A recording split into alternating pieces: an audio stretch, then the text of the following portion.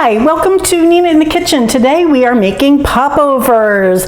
If you don't know what a popover is, or if you've never had one, you've got to see this to believe it.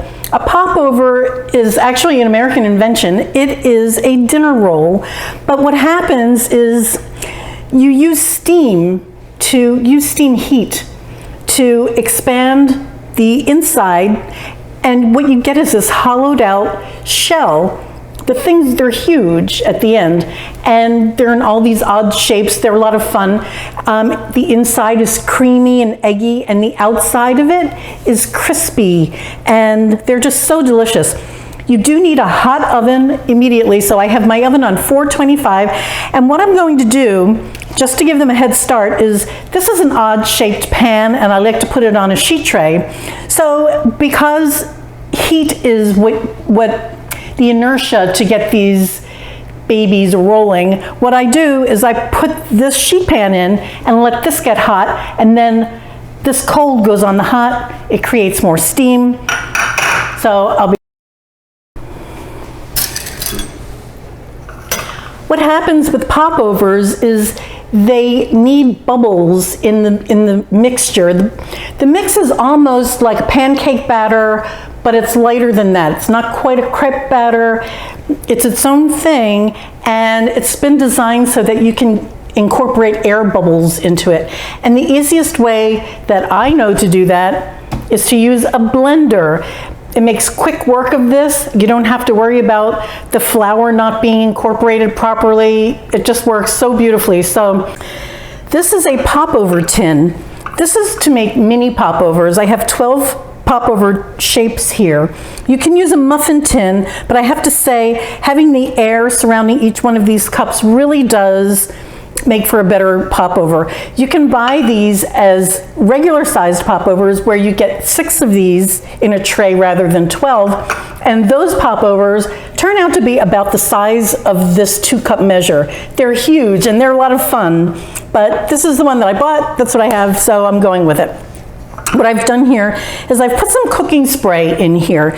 You can butter it, and then you also want something, because this popover stuff is a batter. So you want to give it something to climb up the walls like you would with a souffle. You can use cheese for that. I'm just going to put some breadcrumbs in here. And you don't need many. You just want to make sure that there's a little something for this batter to hold on to. I'm just going to put everything in a blender, let the blender create the bubbles, because I can't do it as well as that. And instead of just standing there whisking, this does it in 3 seconds. So you dump everything in, and these are the ingredients. I have 1 cup of flour. I have 2 large eggs at room temp. I have 1.5 cups of milk, and this is a whole milk, but you can use whatever you like. 1/2 teaspoon of salt will go in, and this is a 1.5 tablespoons of butter. That's been melted and cooled. So I'm just going to add my salt to the flour. What's nice about using the blender too is that you don't have to worry about the flour making lumps. Everything goes in here, you dump it in, you spin it up, and it's perfect every time. So that was the flour with the salt. There's my 2 eggs, 1.5 cups of milk, and butter.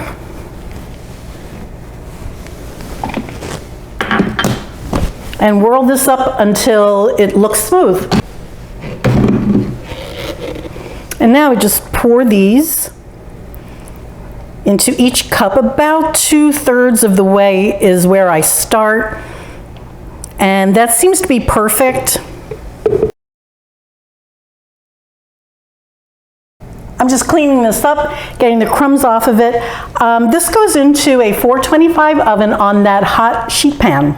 It bakes for 11 minutes, and then you drop the heat to 350 for another 10 minutes. At least that's how my oven works. Keep an eye on it, but that recipe seems to work beautifully. And so this is going in right now. Well, these are just gorgeous. Let me show them to you.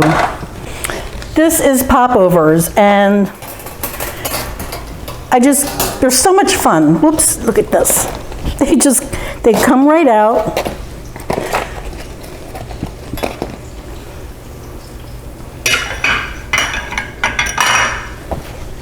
And what you have to do, as with a cream puff, you just have to make sure that there's a way for the steam to escape.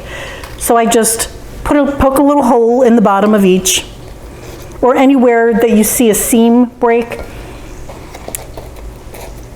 Because remember, these were built from steam, so if you let the steam stay in there, they'll get soggy. And this is what's so much fun about popovers. When you cut into them at the dinner table, you find that the whole inside is hollow. It's this beautiful, hollow, eggy thing, perfect for a little piece of vegetable. You can put so many things in here if you really think about it. You can do turkey or chicken salad. You can use them as a side for soup, put a mousse in here, or pudding or lemon curd.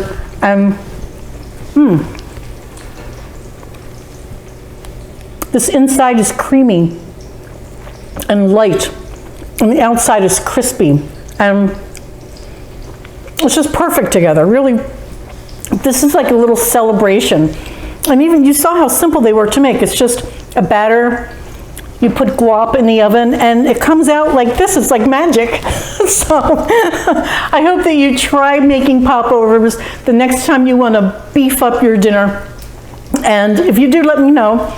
Nina in the Kitchen on Facebook, ninathekitchen.net for the recipes. Please like and subscribe. Bye, guys.